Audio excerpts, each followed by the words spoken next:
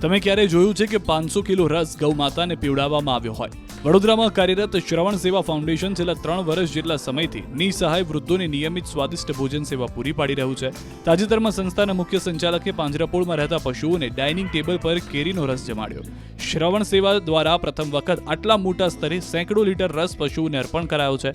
પાંજરાપોળમાં ગાય સહિત 2000 જેટલા પશુઓ હાલ આશરો લઈ રહ્યા છે. આ રસ તૈયાર કરવા અનેક લોકો પાછલા 15 દિવસથી મહેનત કરતા હતા. તાજી કેરીનો રસ કાઢવામાં આવ્યો, સાથે રસ કાઢવા માટે મોટી ક્યારી પણ તૈયાર કરવામાં આવી હતી. સંસ્થા દ્વારા નિસહાય વૃદ્ધો માટે રોજ ગરમા ગરમ જમવાનું બનાવીને પીરસવામાં આવે છે. તે રીતે પશુઓ માટે પણ કેરીનો તાજો રસ કાઢી તેમના સુધી પહોંચાડવાનું પ્લાનિંગ કરાયું હતું. ઠંડો કેરીનો રસ આરોગી ગાયના મોઢા પર સુખદ હાવભાવ જોવા મળ્યો. શ્રવણ સેવા ફાઉન્ડેશનનો આ પ્રયાસ ખરેખર સરાહનીય છે. અમે કરજણ પાંજરાપોળમાં 2000 જેટલી ગાયો હતી, પણ અમે 500 કિલો જેટલો કેરીનો રસ લઈને ગયેલા, જે ડાઇનિંગ ટેબલમાં ગાયોને પીરસવામાં આવેલો અને ગાયો દોડીને ખૂબ જ આવેલી. અમે નિસહાય લોકો, નિરાધાર લોકોને છેલ્લા 3 વર્ષથી જમવાનું આપે છે. એમને બી કેરીનો રસ આપ્યો, તો મૂંગા બોલા પશુઓ માટે બી અમે આ કેરીના રસનું આયોજન કરેલું. તમે ક્યારે જોયું છે કે 500 કિલો રસ ગૌ માતાને પીવડાવવામાં આવ્યો હોય? વડોદરામાં કાર્યરત શ્રવણ સેવા ફાઉન્ડેશન છેલ્લા 3 વર્ષ જેટલા સમયથી નિસહાય વૃદ્ધોને નિયમિત સ્વાદિષ્ટ ભોજન સેવા પૂરી પાડી રહ્યું છે. તાજેતરમાં સંસ્થાના મુખ્ય સંચાલકે પાંજરાપોળમાં રહેતા પશુઓને ડાઇનિંગ ટેબલ પર કેરીનો રસ જમાડ્યો. શ્રવણ સેવા દ્વારા પ્રથમ વખત આટલા મોટા સ્તરે સેંકડો લીટર રસ પશુઓને અર્પણ કરાયો છે.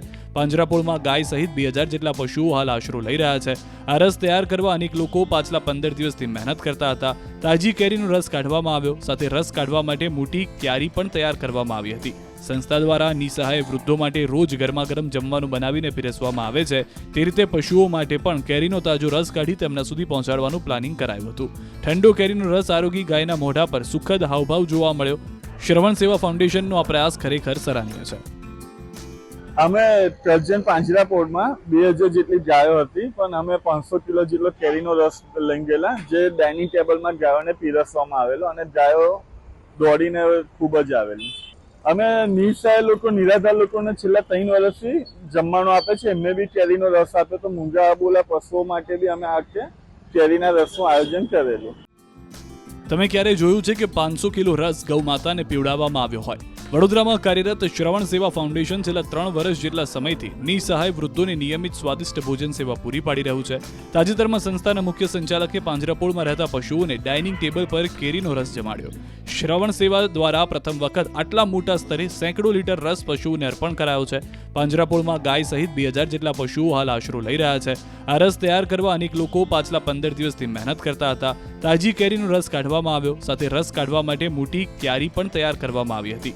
સંસ્થા દ્વારા નિસહાય વૃદ્ધો માટે રોજ ગરમા ગરમ જમવાનું બનાવીને પીરસવામાં આવે છે. તે રીતે પશુઓ માટે પણ કેરીનો તાજો રસ કાઢી તેમના સુધી પહોંચાડવાનું પ્લાનિંગ કરાયું હતું. ઠંડો કેરીનો રસ આરોગી ગાયના મોઢા પર સુખદ હાવભાવ જોવા મળ્યો. શ્રવણ સેવા ફાઉન્ડેશનનો આ પ્રયાસ ખરેખર સરાહનીય છે. અમે કરજણ પાંજરાપોળમાં 2000 જેટલી ગાયો હતી, પણ અમે 500 કિલો જેટલો કેરીનો રસ લઈને ગયેલા, જે ડાઇનિંગ ટેબલમાં ગાયોને પીરસવામાં આવેલો અને ગાયો દોડીને ખૂબ જ આવેલી.